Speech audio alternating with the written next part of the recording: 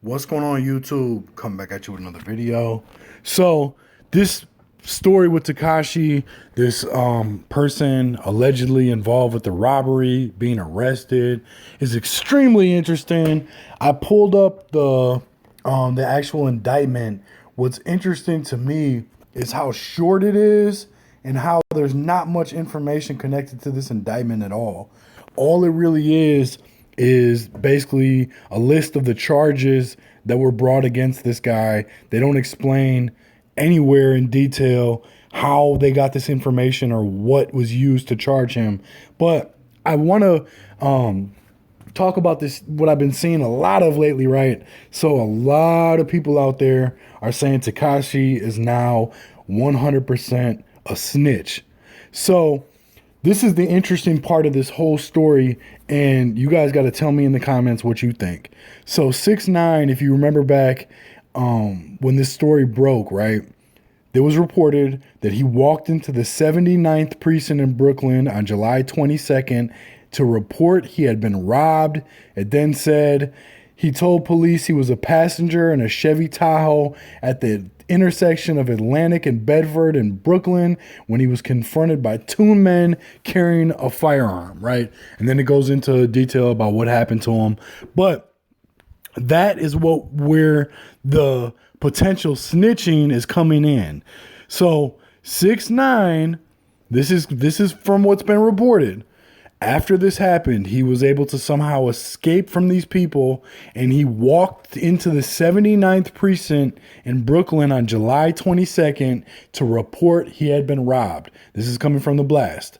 So right there, for somebody who claims to be a gangster, claims to be a part of that lifestyle, going and walking to the precinct and going into the precinct to report a crime is in itself what people would consider in that life snitching. I'm not saying that that's what it is.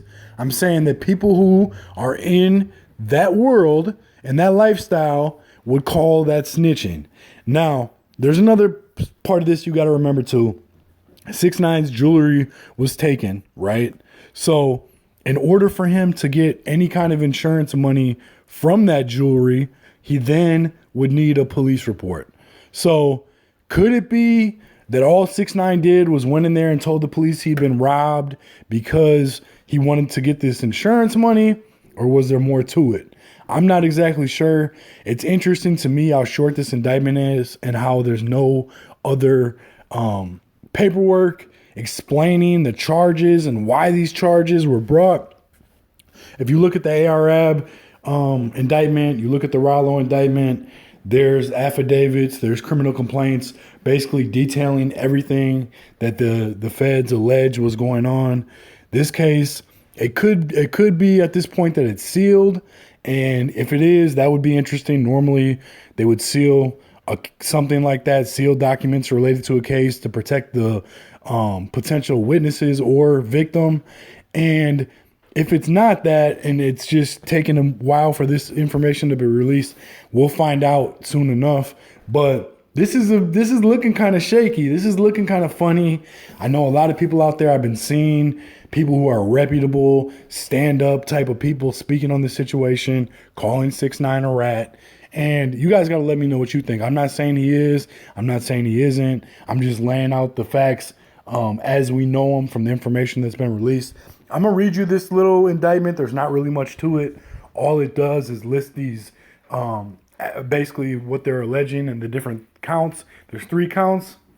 It says, count 1, the grand jury charges in or about July 2018 in the Southern District of New York and elsewhere, Anthony Ellison, aka Harv, the defendant, and others known and unknown, knowingly did combine, conspire, confederate, and agree together and with each other to commit robbery, as that term is defined in Title 18 United States Code, Section 1951 B1, and would and did thereby obstruct, delay, and affect commerce and the movement of articles and commodities in commerce, as that term is defined in Title 18 United States Code, Section 1951 B3, to wit, Ellison agreed with one or more individuals to commit a robbery in the vicinity of the intersection of Bedford and Atlantic Avenue in Brooklyn, New York.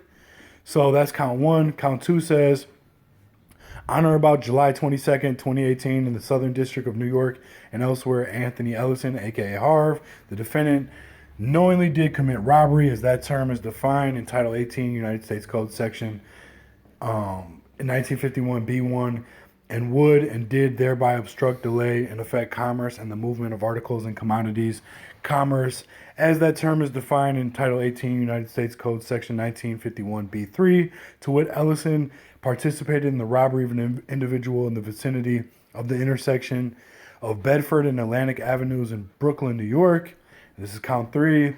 The grand jury further charges, on or about July 22nd, 2018, in the Southern District of New York and elsewhere, Anthony Ellison, aka Harv, the defendant, during and in relation to a crime of violence for which he may be prosecuted in a court of the United States, namely the robbery charge in count two of this indictment, knowingly did use and carry a firearm, and in furtherance of such crime did possess a firearm, and did aid and abet the use, carrying, and possession of a firearm which was brandished.